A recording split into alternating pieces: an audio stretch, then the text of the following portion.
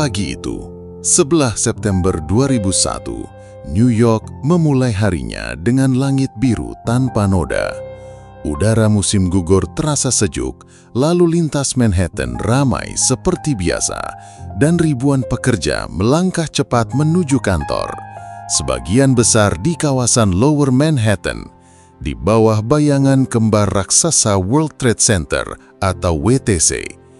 Tidak ada yang mengira bahwa dalam hitungan menit, pemandangan itu akan berubah menjadi salah satu luka sejarah terbesar abad ke-21.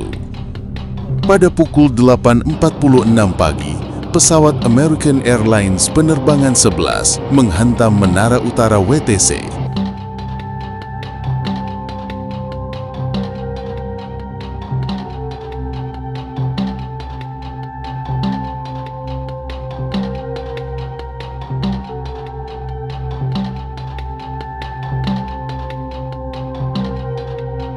Dentuman keras, bola api yang meledak dari gedung pencakar langit, dan serpihan kaca yang berhamburan menandai dimulainya tragedi. Dunia seolah berhenti. Belum usai keterkejutan itu, pukul 9:03 pagi, United Airlines penerbangan 175 menghantam menara selatan dengan kecepatan tinggi, meninggalkan gumpalan asap hitam yang menjulang ke langit Manhattan.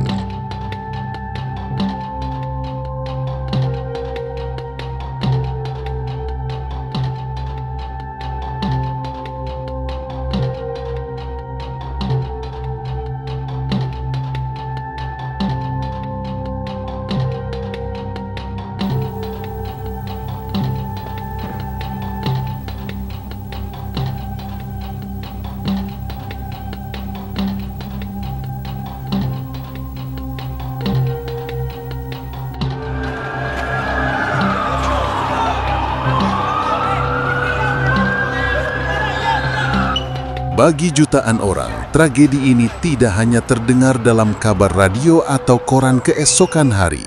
Mereka menyaksikannya secara langsung. Siaran televisi menayangkan detik demi detik runtuhnya gedung setinggi 417 meter itu. Dunia menyaksikan tanpa bisa berbuat apa-apa ketika simbol ekonomi Amerika runtuh hanya dalam hitungan jam. Sejak detik itu, tidak hanya New York yang berubah, tapi juga tatanan dunia. Pertanyaan besar pun bergema. Apakah peristiwa ini semata tragedi terorisme atau justru titik balik yang mengubah arah politik global? Apakah ia tragedi manusia biasa yang terjebak di dalamnya atau buah dari pertarungan ideologi, kepentingan, dan kekuasaan? Tragedi 9 September bukan sekadar peristiwa.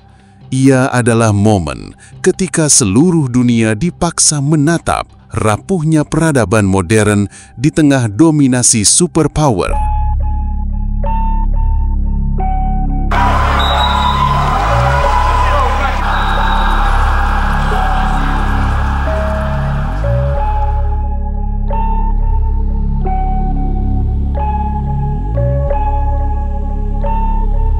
Pukul 7.59 pagi waktu setempat, American Airlines penerbangan 11 lepas landas dari Bandara Logan, Boston, menuju Los Angeles.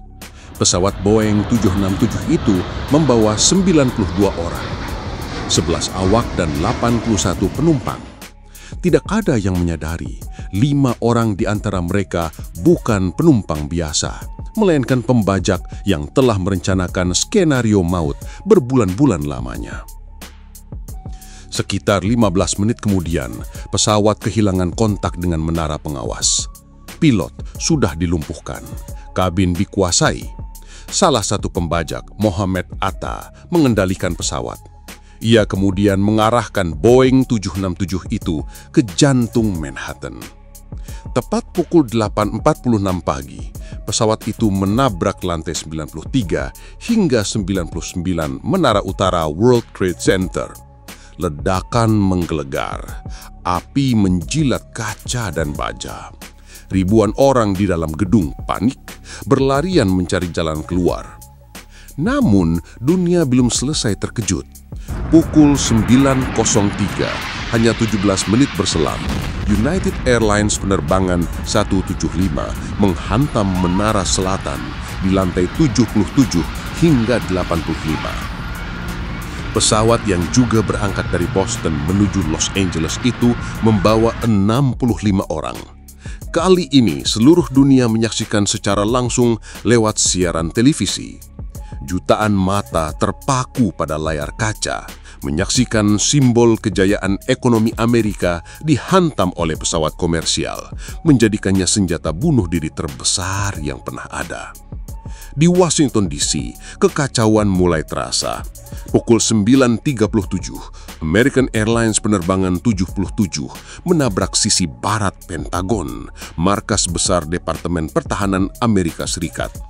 Api berkobar, dinding runtuh, bahkan simbol kekuatan militer AS pun tak lagi aman. Sementara itu, drama terakhir terjadi di langit Pennsylvania. United Airlines penerbangan 93 yang juga dibajak sebenarnya diarahkan ke target lain, kemungkinan Gedung Putih atau Capitol Hill. Namun, berbeda dengan 3 pesawat sebelumnya, para penumpang mengetahui apa yang terjadi berkat panggilan telepon seluler kepada keluarga. Mereka sadar pesawat tidak sedang dibajak untuk sekedar negosiasi, melainkan misi bunuh diri. Sejumlah penumpang kemudian melawan para pembajak. Pukul 10.03 pagi, pesawat itu jatuh di lapangan kosong di Shanksville, Pennsylvania. Tidak ada yang selamat, tapi aksi heroik itu diyakini menyelamatkan ribuan nyawa di Washington DC. Kemudian pukul 9.59, Menara Selatan runtuh hanya dalam waktu 56 menit setelah dihantam. Asap dan debu membungkus Lower Manhattan. Pukul 10.28, Menara Utara menyusul runtuh setelah berdiri 102 menit pasca tabrakan. 2 menara kembar yang selama hampir 3 dekade menjadi ikon New York, kini lenyap menjadi puing dan debu. Dalam hitungan jam, lebih dari 2.977 orang tewas. Penumpang pesawat, pekerja WTC, petugas pemadam kebakaran, polisi, hingga warga sipil yang terjebak. Jumlah itu lebih banyak daripada korban serangan Pearl Harbor tahun 1941. Amerika Serikat yang selama puluhan tahun merasa aman dari serangan di tanahnya sendiri, kini berlutut dalam kepedihan. Yang tersisa bukan hanya reruntuhan baja dan beton, tapi juga pertanyaan yang menggantung. Bagaimana mungkin serangan sebesar ini bisa terjadi di jantung negeri dengan sistem keamanan paling canggih di dunia?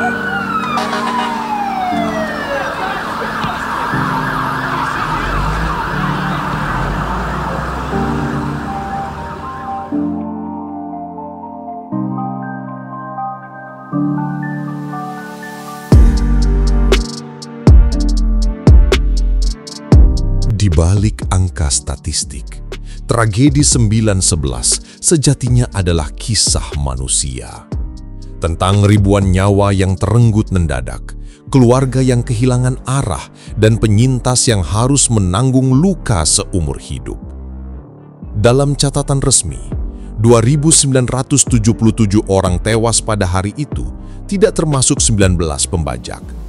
Dari jumlah itu, sekitar 2.753 orang meninggal di World Trade Center, 184 orang di Pentagon, dan 40 orang di Shanksville, Pennsylvania. Mereka bukan hanya warga Amerika. Lebih dari 90 negara kehilangan warganya, dari pekerja imigran Meksiko, bankir asal Inggris, sampai karyawan teknologi dari Jepang. Di antara mereka, ada ratusan petugas pemadam kebakaran dan polisi New York yang berlari ke dalam gedung ketika ribuan orang lain berusaha keluar. 343 pemadam kebakaran dan 72 petugas polisi gugur saat menunaikan tugas. Mereka adalah simbol keberanian, sekaligus bukti betapa besar harga yang dibayar. Telepon-telepon terakhir menjadi saksi bisu tragedi. ada suara seorang ayah yang menelpon anaknya dari lantai atas WTC, berbisik pelan karena udara penuh asap. "Ayah mencintaimu. Jika ayah tidak bisa keluar, jadilah anak yang kuat." Ada pula pesan singkat dari seorang pramugari di pesawat yang dibajak, memberi kode kepada menara pengawas tentang kondisi kabin sebelum suaranya terputus selamanya. Bagi keluarga korban, 11 September adalah tanggal yang tidak pernah benar-benar berlalu. Banyak yang menunggu kabar berhari-hari, berharap ada keajaiban dari reruntuhan. Namun seiring waktu, yang datang bukan kabar bahagia, melainkan kantong-kantong jenazah atau bahkan hanya segenggam abu yang tidak bisa diidentifikasi. Bagi mereka yang berhasil keluar dari WTC, hidup tidak kembali normal. Banyak yang dihantui mimpi baruk, bau asap yang tiba-tiba muncul dalam ingatan, atau suara dentuman yang membuat tubuh gemetar. Ribuan penyintas dan petugas penyelamat juga menderita penyakit serius akibat menghirup debu beracun dari reruntuhan gedung. Campuran asbes, kaca, logam, dan bahan kimia. Data dari World Trade Center Health Program menunjukkan puluhan ribu orang kini hidup dengan kanker, penyakit pernapasan kronis, dan gangguan kesehatan mental yang dipicu langsung oleh tragedi itu. Di luar korban langsung, seluruh Amerika Serikat merasakan luka kolektif. Rasa aman warga AS runtuh bersamaan dengan robohnya menara kembar. Untuk pertama kalinya sejak Perang Dunia Kedua, rakyat Amerika menyadari bahwa tanah air mereka tidak kebal dari serangan. Hari-hari setelah tragedi, dipenuhi foto-foto orang hilang yang ditempel di tembok-tembok kota. Keluarga mencari dengan wajah penuh harap, meski sebagian besar tahu jawaban pahit sudah menanti. 9/11 tidak hanya menciptakan korban fisik, tapi juga korban psikologis dalam skala nasional. Hingga kini, setiap kali sirene meraung di New York pada pagi 11 September, luka itu kembali menganggah, seakan waktu tidak pernah benar-benar menyembuhkan.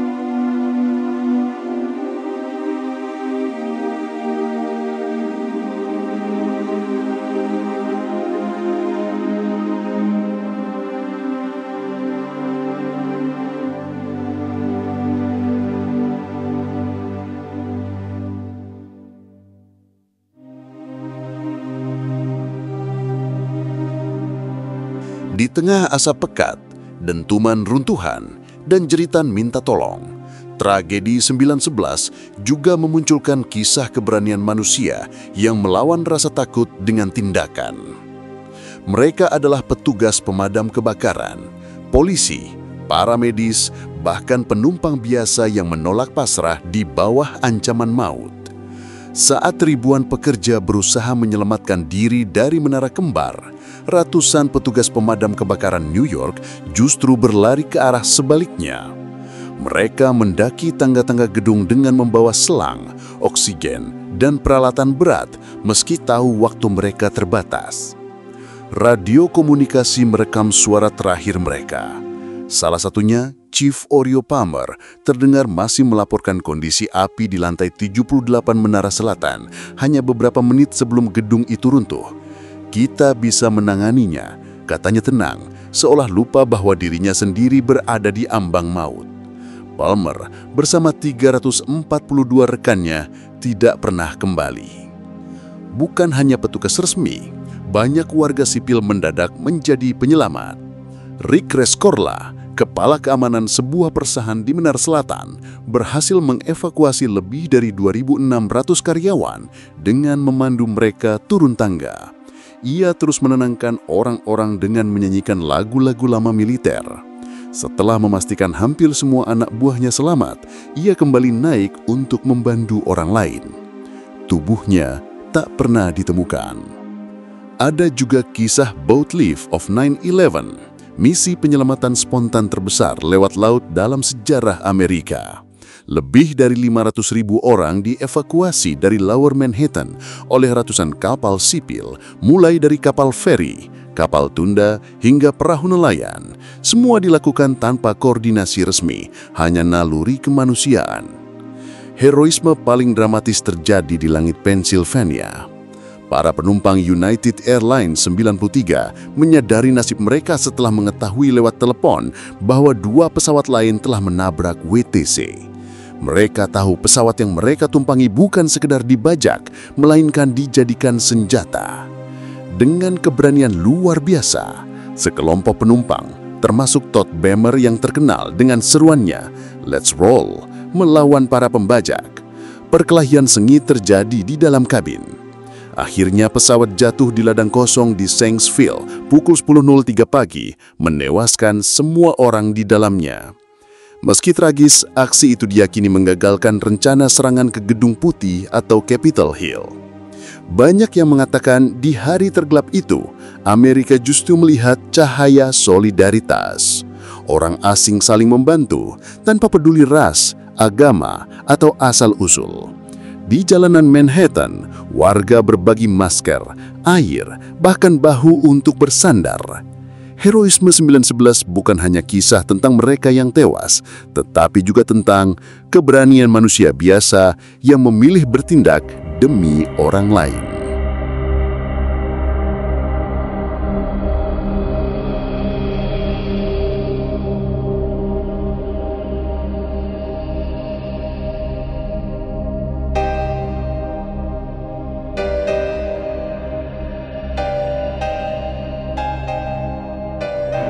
Tragedi 9/11 tidak hanya menorehkan luka, tetapi juga membuka babak perburuan intelijen terbesar dalam sejarah modern. Siapa yang mampu merancang serangan sebesar itu menembus sistem keamanan Amerika yang selama ini dianggap tak tertembus. Dalam hitungan jam setelah menara kembar runtuh, kecurigaan segera mengarah pada jaringan teroris internasional bernama Al-Qaeda, yang sejak 1990-an sudah dikenal oleh Badan Intelijen Amerika. Dipimpin oleh seorang miliarder Saudi bernama Osama bin Laden, organisasi ini memiliki visi ambisius, memerangi dominasi Amerika Serikat di dunia Islam. Bukti-bukti cepat terkumpul. Dari daftar penumpang, FBI menemukan 19 nama pembajak, semuanya pria muda asal Timur Tengah, mayoritas dari Arab Saudi. Sebagian pernah tinggal di Jerman, sebagian lain mengikuti pelatihan terbang di sekolah penerbangan Florida dan Arizona. Rantai perencanaan ternyata sudah dimulai sejak pertengahan 1990-an.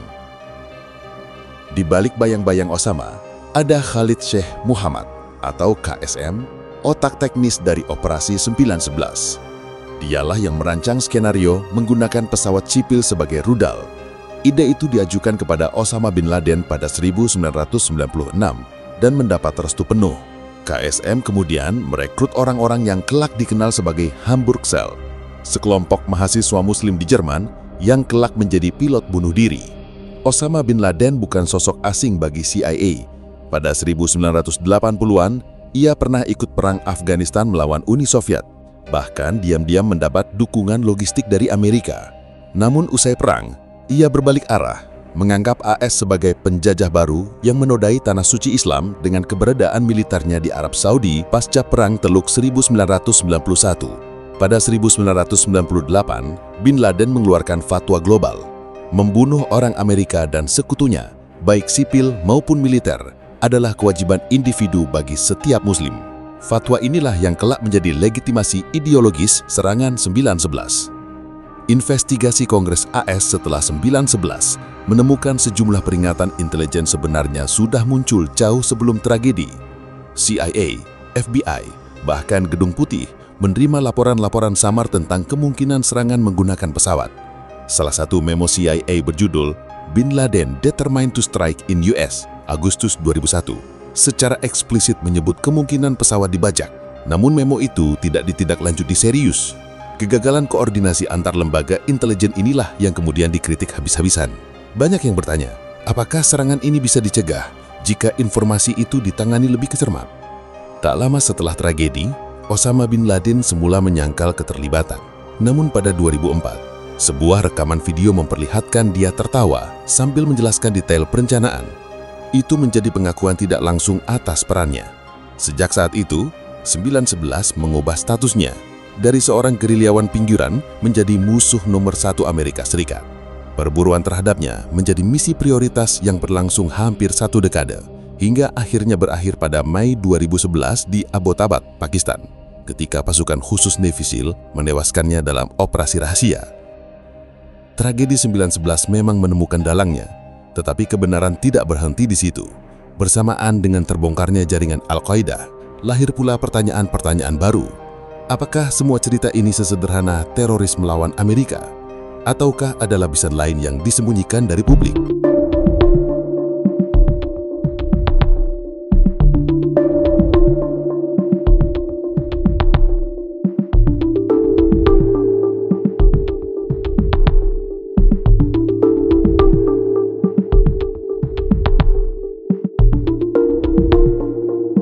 Tragedi 9/11 segera diakui dunia sebagai serangan teroris terbesar dalam sejarah modern. Namun, seiring berjalannya waktu, keraguan mulai muncul. Runtuhnya 2 menara kembar dan 1 gedung lain, WTC 7, menyisakan pertanyaan yang belum sepenuhnya terjawab. Dari ruang akademik hingga forum internet, dari film dokumenter independen hingga hasil investigasi resmi pemerintah, perdebatan tentang apa yang sebenarnya terjadi terus hidup. Salah satu kontroversi terbesar adalah runtuhnya Gedung 7 World Trade Center, WTC 7. Gedung setinggi 47 lantai itu roboh pada pukul 17.20 sore, hampir 7 jam setelah menara kembar runtuh. Tidak ada pesawat yang menabraknya. Pemerintah AS menyatakan bahwa kebakaran hebat akibat reruntuhan menyebabkan struktur baja melemah hingga runtuh total. Namun, sejumlah insinyur dan arsitek skeptis. Mereka berpendapat tidak pernah ada gedung baja setinggi itu runtuh hanya karena kebakaran. Bagi sebagian pihak, peristiwa WTC 7 adalah bukti adanya kendali terencana seperti control demolition. Beberapa penyintas, termasuk petugas pemadam kebakaran, bersaksi mendengar ledakan-ledakan di dalam gedung sebelum runtuh. Kesaksian ini menjadi bahan bakar teori konspirasi. Apakah itu hanya suara reruntuhan struktural atau ada bahan peledak yang sudah dipasang sebelumnya? Film dokumenter Loose Change 2005 mengangkat teori bahwa 9/11 adalah inside job, serangan yang dibiarkan atau bahkan direncanakan oleh sebagian pihak dalam pemerintahan AS sendiri untuk membenarkan invasi militer ke Timur Tengah.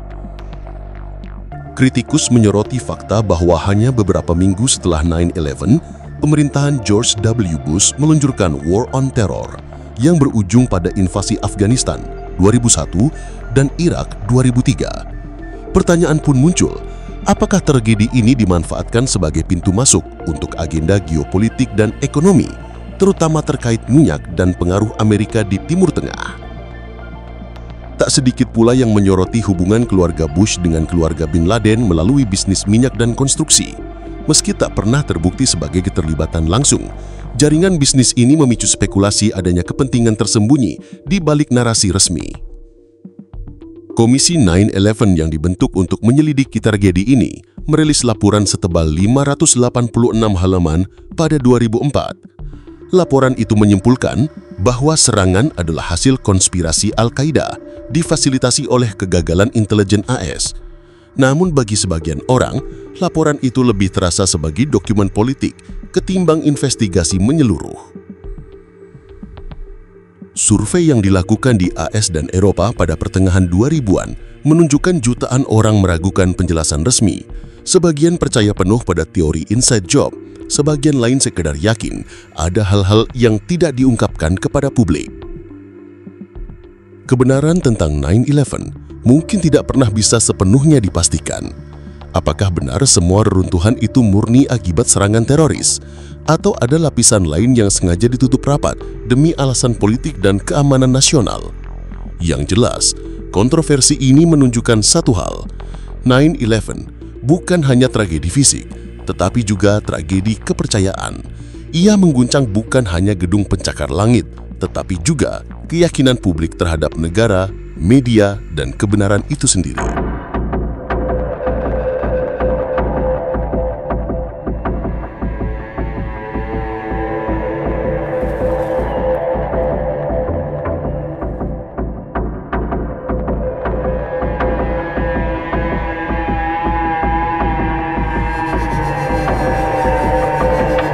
Serangan 11 September 2001 bukan hanya tragedi kemanusiaan. Ia menjadi katalis yang mengubah wajah politik internasional. Dalam hitungan minggu, Amerika Serikat memanfaatkan momentum ini untuk membentuk narasi global War on Terror. Narasi yang kemudian mengguncang peta geopolitik, menghancurkan negara, dan mengubah hidup jutaan orang di luar New York. Malam setelah serangan, Presiden George W. Bush berdiri di Gedung Putih. Wajahnya tegas tapi muram. Dengan suara bergetar, ia menyatakan, "Kita akan memburu mereka yang melakukan serangan ini, juga siapapun yang melindungi mereka." Kalimat itu menjadi dasar doktrin kebijakan luar negeri AS untuk 2 dekade ke depan. Pada 14 September 2001, Kongres meloloskan Authorization for Use of Military Force atau AUMF, memberi wewenang luas kepada Presiden untuk menggunakan kekuatan militer melawan siapapun yang dianggap terkait dengan 1911. Hanya 3 hari setelah tragedi, jalan menuju perang terbuka sudah dipastikan. Target pertama adalah Afghanistan, tempat rejim Taliban berkuasa dan memberi perlindungan bagi Osama bin Laden serta Al-Qaeda. Pada 7 Oktober 2001, AS bersama koalisi internasional melancarkan invasi. Bom dijatuhkan ke Kabul, Kandahar, dan Jalalabad. Meskipun Taliban runtuh relatif cepat, perang ini tidak berakhir. Bin Laden lolos ke perbatasan Pakistan dan konflik Afghanistan berlanjut menjadi perang panjang selama 20 tahun, perang terlama dalam sejarah Amerika. Lebih dari 170.000 orang tewas, termasuk puluhan ribu warga sipil Afghanistan yang tidak pernah tahu apa-apa soal 9/11. 2 tahun kemudian, AS kembali mengarahkan senjata ke Irak. Meski tidak ada bukti Irak terlibat langsung dalam 9/11, pemerintahan Bush menuduh Saddam Hussein memiliki senjata pemusnah massal atau WMD dan berpotensi mendukung terorisme. Pada 20 Maret 2003, invasi dilancarkan.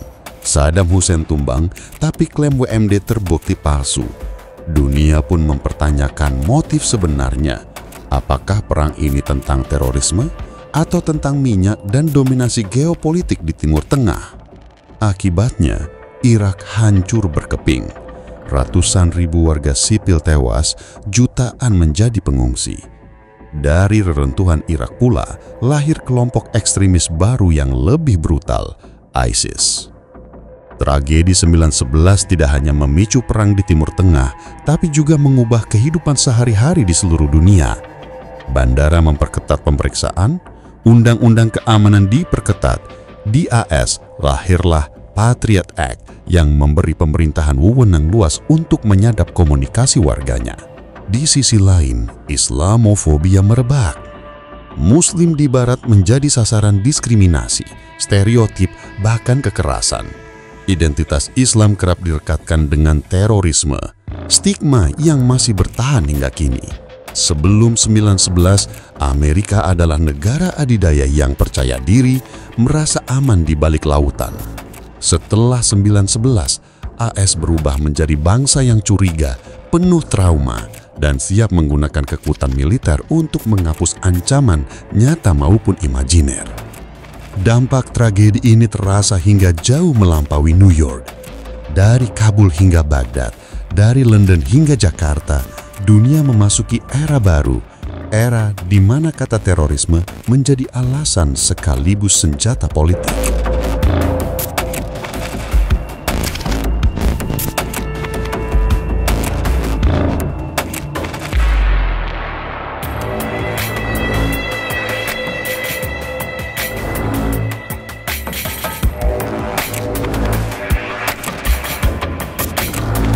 Dua 20 tahun telah berlalu sejak langit biru New York berubah kelabu. Namun 9/11 bukan sekadar catatan sejarah. Ia adalah luka yang terus berdenyut, sekaligus warisan yang membentuk wajah dunia hingga hari ini. Di lokasi reruntuhan World Trade Center, kini berdiri 911 Memorial and Museum. Dua kolam besar dengan air terjun buatan menggantikan jejak menara kembar. Di sekelilingnya terukir nama 2.977 korban. Setiap tahun, tepat pukul 8.46 pagi, lonceng dibunyikan, nama demi nama dibacakan, dan keheningan menyelimuti New York. Namun, di balik monumen megah itu, masih ada luka personal. Ribuan keluarga hidup dengan kehilangan yang tak tergantikan. Anak-anak yang tumbuh tanpa ayah atau ibu, pasangan hidup yang tak pernah kembali. Rasa kehilangan itu diwariskan lintas generasi. Ratusan ribu orang yang terpapar debu beracun dari runtuhnya WTC kini hidup dengan penyakit kronis.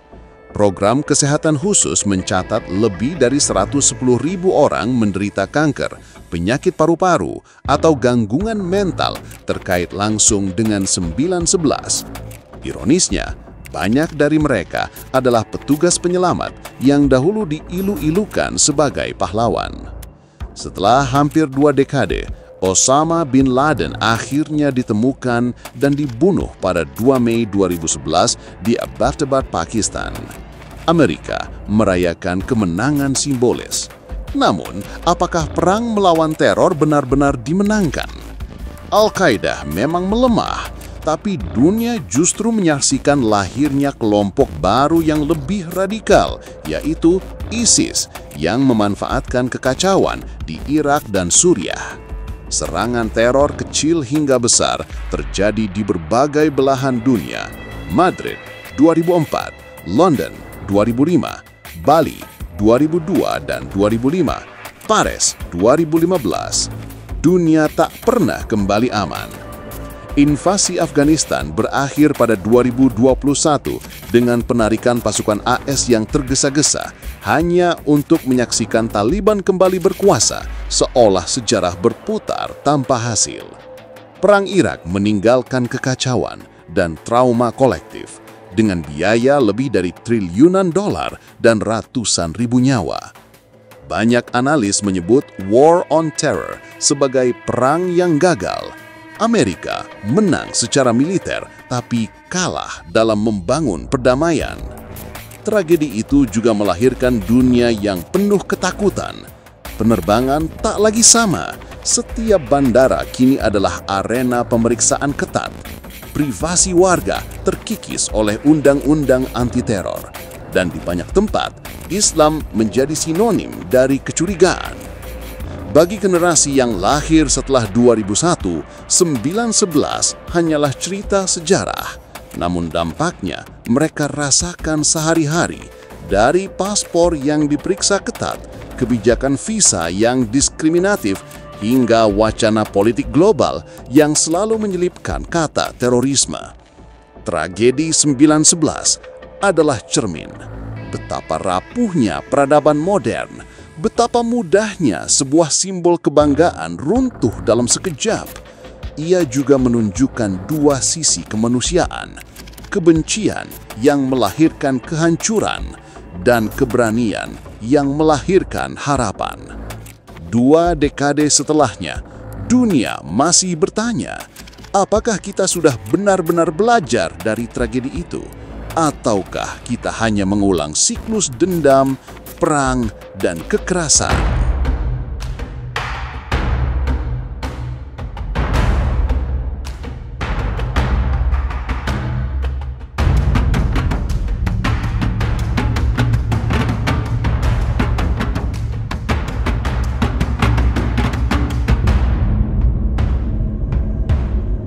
Pagi 11 September 2001 dimulai seperti hari biasa di New York. Langit biru tanpa awan, lalu lintas sibuk, orang-orang bergegas menuju kantor. Namun dalam hitungan menit, dunia berubah. 2 menara yang selama puluhan tahun menjadi simbol kejayaan Amerika runtuh, meninggalkan debu, api, dan keheningan yang mencekam. Sejak saat itu, dunia tidak pernah sama lagi. Bagi mereka yang menyaksikan langsung, 911 adalah luka yang tak mungkin dilupakan. Bagi generasi setelahnya, ia adalah catatan sejarah yang diwariskan lewat gambar, video, dan cerita. Tetapi apakah kita hanya mengingat sebagai tragedi atau juga sebagai pelajaran? Ribuan nyawa hilang bukan hanya di New York, tapi juga di Kabul, Baghdad, Mosul, hingga Fallujah. War on Terror memperluas luka, melahirkan korban baru yang tak pernah mengenal Manhattan, tak pernah tahu menara kembar. Luka itu tak lagi milik Amerika, tapi milik dunia. Dari 9/11, kita belajar bahwa kekuatan bisa mengubah arah politik global, melahirkan perang berkepanjangan, bahkan menumbuhkan diskriminasi. Kita juga belajar bahwa solidaritas bisa muncul di tengah reruntuhan, dari petugas pemadam kebakaran yang berlari ke dalam gedung hingga orang-orang asing yang saling membantu keluar dari awan debu. Tetapi apakah kita benar-benar belajar? Apakah kita bisa mengatasi teror tanpa melahirkan teror baru? Ataukah kita hanya mengulang lingkaran kekerasan dengan wajah yang berbeda? Tragedi 9/11 adalah pengingat bahwa kekuatan terbesar bukanlah senjata atau tembok baja, melainkan kemampuan manusia untuk berdiri kembali setelah jatuh. Tetapi ia juga menjadi peringatan bahwa tanpa kebijaksanaan, trauma bisa berubah menjadi alasan untuk menghancurkan lebih banyak kehidupan. 2 dekade telah lewat, tetapi pertanyaan itu tetap menggantung di udara. Apakah kita akan membiarkan 9/11 menjadi sekadar luka yang terus membusuk atau menjadikannya pelajaran untuk membangun dunia yang lebih adil, aman, dan manusiawi?